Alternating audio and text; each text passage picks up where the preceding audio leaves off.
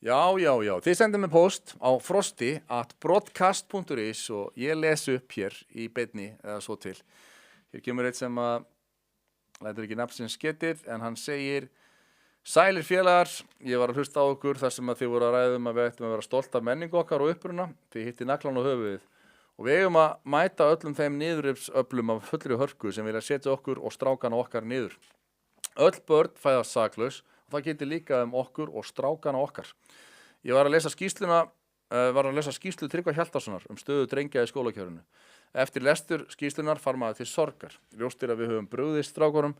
Niðurstöðurnar sem í samræmi við PISA-kannanir undanförnum árum eru sláandi. Ekki hægt að túlka þær með neinu öðru móti en að skólakerfið markvisst að beita strákana okkar kynbundnu misrétti. Helmingur stráka getur ekki lesið sér til gagns eftir útskrift úr gagnfræðiskóla og 1/3 nær ekki grunnviðmiðum í stærðfræði og náttúruvísindum. Þá les maður að skólayfirvöld skipta krökkum í hópa og stúlkur fá að fara í heimsóknir til fyrirtækja í tækniferð en óhreinu börnin sitja eftir. Þá kemur fram í skýrslunni að viðmælandi í áhrifastöðu í menntakerfinu segir að öll skilaboð út í kosmósi í menntakerfinu að það þykir ekki cool að vera strákur. Hafa þar í huga að börn á grunnskólaaldri eru á viðkvæmum stað í þroskaferli sínu og auðvelt að brjóta þau niður. Við megum ekki leyfa öfga feministum eða woke-riddurum á efstaleiti að brjóta niður strákana. Ég á strák sem í grunnskóla og mun framvegis fylgjast vel með öllu sem fer fram í skólanum hans og láta kennara vita að ég mun ekki láta það líðast að veri sér að tala strákinn minn niður. Það mikilvægt að allir foreldrar ræði við strákana sína hvað verið að segja við þá í skólanum og fá að sjá námsefni í svokallaðri lífsleikni eða öðrum félagsfræði kuklfögum og láta skólastjórnendur vita að strákarnir mun ekki mæta í tíma þar sem verið að níðast á þeim. Við megum ekki enda eins og Þjóðverjar, þar sem meiri hluti þjóðarinnar orðin að svo miklum aumingjum að það þori ekki að verja börnin sín. Þegar ég ólst upp þá voru Þjóðverjar sterk og stólt þjóð. Þá ég ekki að tala neina öfga en þeir voru með sterkan efnahag, góða tækni og framalega á flestum sviðum, fyrirmyndar ríki í Evrópu og nutu virðingar í heiminum. Síðan gáfu þeir eftir og letu öll börn læra syndir forfeðra sinna eftir þrýsting frá gyðingum og Bandaríkjunum. Og að þau ættu að skamma sín, óhreinu börnin erfðu syndir forfeðra sinna. Í dag eru Þjóðverjar brotin þjóð. Ég hef oft séð á X fréttir að innflytjendur frá Afríku og Arabalöndum fremji hópnauðganir gegn þýskum stúlkum og nú síðast í gær birtist fréttir af því að 14 ára gömul þýsk stúlka var að hópnauðga þessum líð. Já, hann að tala þetta sama málu vorum í ár. Fundust lífsýni af 9 innflytjendum á stúlkunni og myndbönd á nauðguninni en samt var eingöngu einn nauðgarinn sem fékk fangelsisdóm. Var hann dæmdur til 2 ára og 9 mánaða fangelsisvistar. 20 stúlka sem kallaði þá Dishonorable Rapist Pig hefur nú verið dæmd í fangelsi og þýska lögreglan að rannsaka 140 manns fyrir að hafa tjáð sig málið. Það sem eina sem hún sagði? Já.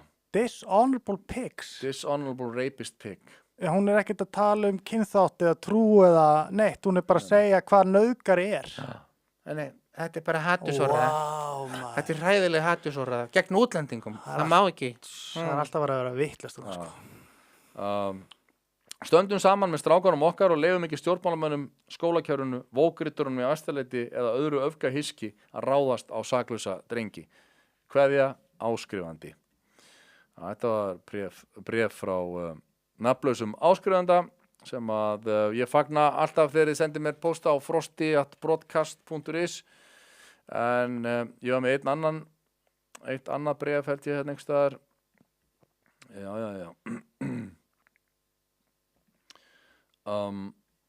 Þetta annað langt en gott bréf örugglega. Sæll Frosti, ég vil fyrst og fremst þakka þér fyrir að halda uppi þokkalega skynsamri umræðu á tímum þar sem skynsemi og staðreyndir eru yfirleitt látin víkja fyrir tilfinningum og pólitískum trúarbrögðum. Fyrir nokkrum vikum var allt brjálað í okkar annars yfirvegaða þjóðfélagi þegar frelsishetjur Palestínu og Íslandi voru hársbreidd frá því að binda enda á hörmungar í Palestínu. Þessi magnaði hópur aktivista með vel á 3. tug virkra meðlima sem hafa helgað lífi sínu aktivismannum og hafa því ekki tök á því að vera í almennri vinnu meðfram sínum félagsstörfum. Þessi hópur nýtur gríðarlegar virðingar í samfélaginu og hefur töluvert vægi í þjóðfélagsumræðinni. Þau voru að mótmæla aðgerðarleysi íslenskra stjórnvalda í að binda enda á stríðið. En þennan dag stóð í vegi þeirra 10 trilltir fróðufellandi lögreglufasistar með efnavopn. Þetta ekki venjulegt fólk í þessum hópi. Þetta fólk góðhjartaðara, göfuglindaðara og gáfaðara en annað fólk og eðlilega ættu lögin í landinu ekki að ná yfir þau. Það hreinn og klár fasismi og lögreglan ætlast til þess að þau hagi sér samkvæmt lögum. Fréttir birtist það að lögreglan hafi farið offari í framgöngu sinni okkar þessum hetjum og beitt efnavopnum sem sumir kusu að kalla táragas. Þessum fréttum fylgdu myndir og myndbrot frá mótmælendum sem sýndu valdbeitingu lögreglunar auk atvikalýsingu frá einum af foringjum mótmælendana. Þarna hugsar venjulegt fólk sennilega að það vanti einhverja parta í þessa sögu, að samhengislausar myndir og myndbrot auk frásagnar aktivistaforingja gefi ekki nægilega skýra mynd af öllu sem átti sér stað.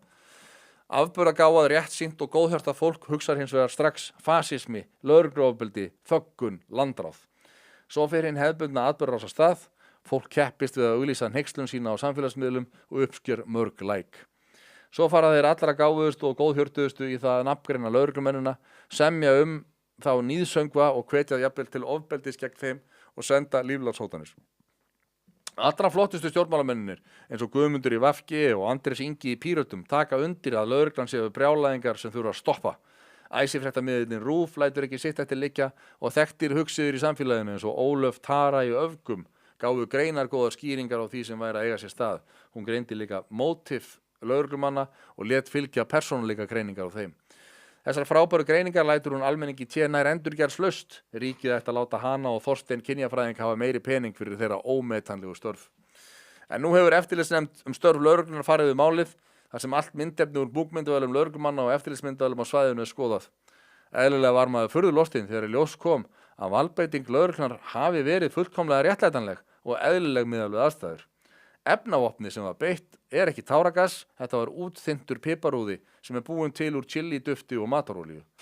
Það örugglega ekki þægilegt að fá þetta beint í augun, en það ekki nauðsynlegt að leita á bráðamóttöku eftir svona efnavopnaárás. Voru aktivistarnir ekki að segja okkur allan sannleikann? Voru myndirnar og myndbordin klippt úr samhengi? Ég mögulega hálfviti? En ég á svo sem ekki vona á öðru en að þetta réttsýna, gáfaða og góða fólk á internetinu dragi yfirlýsingar sína tilbaka í ljósi nýjustu sönnunargagna og afsali sér lækunum sem þeir fengu fyrir að vera með persónunýð gagnvart lögreglumönnum. Eða saka eftirlitsnefndina að vera spillt, það sennilega betri lausn. Það má náttúrulega ekki láta staðreyndir stöða sig þegar maður hugsjónamanneskja að berjast fyrir bættum heimi. Búm! Búm! Mic drop!